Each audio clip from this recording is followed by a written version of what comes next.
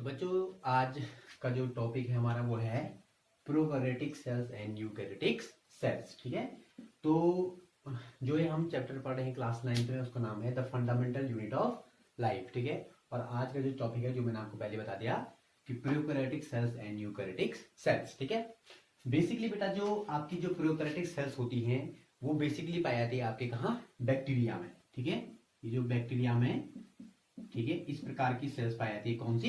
Prokaryotic cells. इसके अलावा एक और होता है ब्लू ग्रीन एल्गी।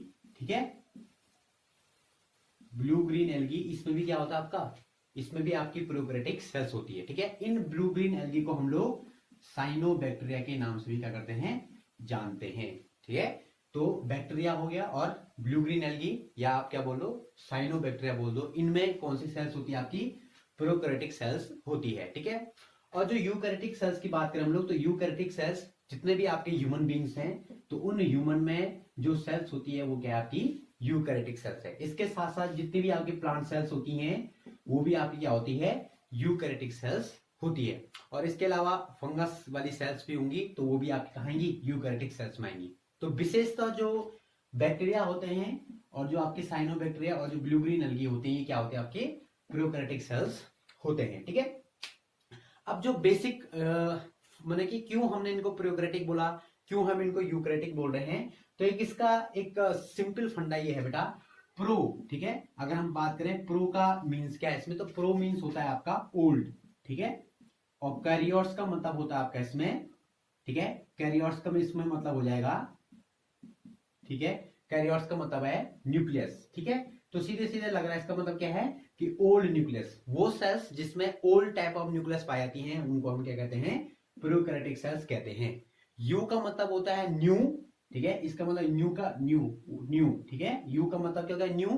कैरियोटिक या कैरियोट्स का मतलब क्या होगा आपका, फिर न्यूक्लियस, यानी कि जिसमें न्यू टाइप ऑफ न्यूक्लियस होगा उसको हम क्या बोलेंगे, यूकैरियोटिक सेल्स बोलते हैं। ठीक है, तो ये दो बेसिक डिफरेंसेस जो थे वो मैंने आपको क्या कर लिया, यहाँ पे बता दिया।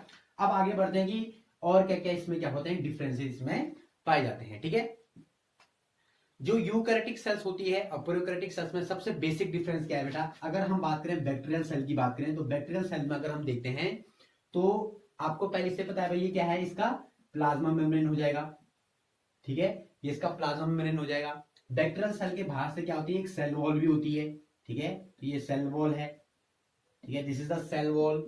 Okay, and inside the cell wall the plasma membrane layer is present there. okay, plasma membrane के अंदर से क्या होगा बेटा, ये एक साइटोप्लाज्म भी इसके अंदर से होगा। ठीक है, तो दिस इज द साइटोप्लाज्म। ठीक है, ये आपको हम पहले पढ़ा चुके हैं। ठीक है, तो दिस इज द साइटोप्लाज्म।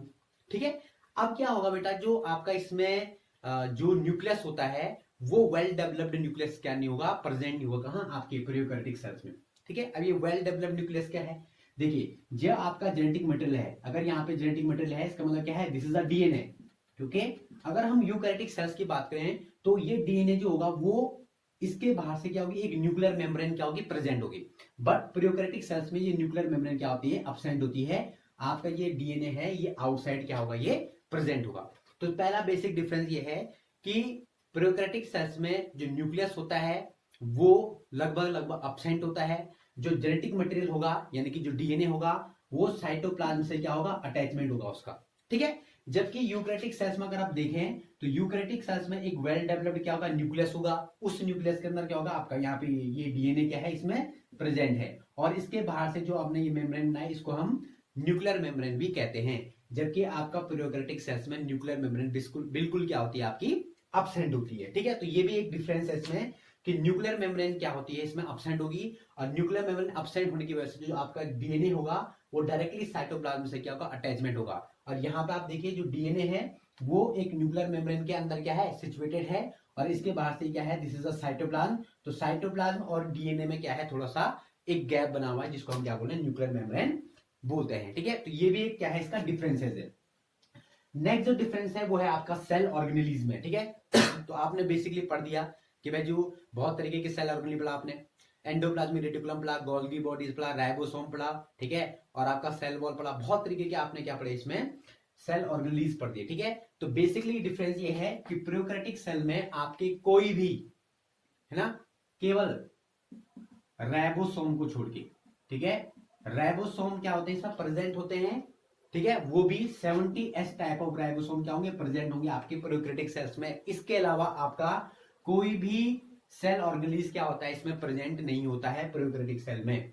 और यूकैरियोटिक सेल की बात करें तो लगभग लगभग सारे के सारे सेल ऑर्गेनिज तो हैं, चाहे माइटोकॉन्ड्रिया हो, सेल वॉल तो चलो रहती है, ठीक है, माइटोकॉन्ड्रिया हो गया, एंडोप्लाज्मिक रेटिकुलम हो गया, गोल्गी बॉडीज हो गया, जो राइबोसोम होंगे वो भी प्रेजेंट होंगे, लेकिन कौन से वाले 80S टाइप ऑफ राइबोसोम क्या होंगे यहाँ पे प्रेजेंट होंगे, यहाँ पे यूकैरियोटिक सेल्स में, ठीक है ना। तो बेसिकली सारे के सारे जो सेल ऑर्गेनिज होते हैं वो प्रेजेंट होंगे आपके यूकैरियोटिक सेल्स में, और केवल राइबोसोम को छोड़ के, वो भी 70S टाइप ऑफ राइबोसोम, तो राइबोसोम को छोड़ के कोई भी सेल ऑर्गेनिज क्या होता है आपका प्रोकैरियोटिक सेल में क्या होता है, प्रेजेंट नहीं होता है, ठीक है। एक और इसमें डिफरेंस भी है कि जो प्रोकैरियोटिक सेल्स होती है, ठीक है, तो प्रोकैरियोटिक सेल्स यहाँ पे क्या बोला मैंने आपको, ये दिस इज अ डीएनए, ये क्या आपका डीएनए है, ये क्या है यहाँ पे, ये दिस इज अ साइटोप्लाज्म, ये इसका क्या है, साइटोप्लाज्म यहाँ पे है, ठीक है, ये साइटोप्लाज्म हो गया, ये क्या हो गया, डीएनए हो गया, ठीक है। तो इसको, इस स्ट्रक्चर को हम न्यूक्लियस नहीं बोल सकते, ठीक है। तो न्यूक्लियस में आपको पता है न्यूक्लियर कोर होते हैं, न्यूक्लियर मेम्ब्रेन होती है, न्यूक्लियोप्लाज्म होता है, न्यूक्लियोलस होता है, ठीक है ना, ये सब न्यूक्लियस में प्रेजेंट होते हैं, ठीक है। वो कहाँ प्रेजेंट हो गए, यूकैरियोटिक न्यूक्लियस में सारे के सारे चीज प्रेजेंट है। यहाँ पे कोई न्यूक्लियस नाम का कोई चीज नहीं दिखाई दे रहा है, तो इसको हम न्यूक्लियस ना बोल के न्यूक्लियोइड बोल देते हैं, क्या बोलते हैं, न्यूक्लियोइड, ओके। तो कई बार क्वेश्चन भी आता है कि भाई न्यूक्लियोइड कहाँ प्रेजेंट होते हैं, तो न्यूक्लियोइड आपके बेसिकली प्रोकैरियोटिक सेल में प्रेजेंट होते हैं, क्यों, क्योंकि प्रोकैरियोटिक सेल में न्यूक्लियस बेसिकली पूरा अब्सेंट होता है, इसमें जो आपका डीएनए है वो directly contact with the cytoplasm, okay, that's why we can say prokaryotic cells nucleus is not a nucleus, is just refer to the nucleoid, okay. तो ये क्या है आपका, ये बेसिक डिफरेंस इसमें प्रेजेंट है, ठीक है। तो आई होप आपको समझ में आ गया होगा कि कौन कौन से डिफरेंस ये मैंने बताया आपको प्रोकैरियोटिक और यूकैरियोटिक सेल्स में, ठीक है।